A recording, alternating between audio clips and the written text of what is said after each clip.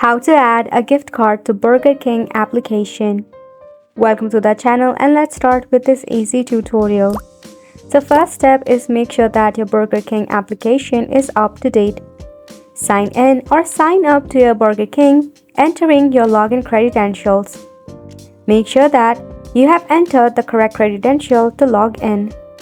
Once you are logged in, you will find various food items that you can purchase on your dashboard or your homepage. First step of adding a gift card to Burger King is to actually purchasing a food item. You can select any of the meal and the quantity depends upon your group size or your appetite. Then you will find a receipt with your total food amount and also the quantity. Now in here you have to find an option called BK Crown Card.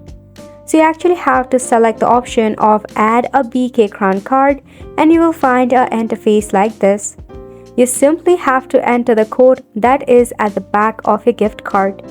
Once you type in that, just tap on transfer.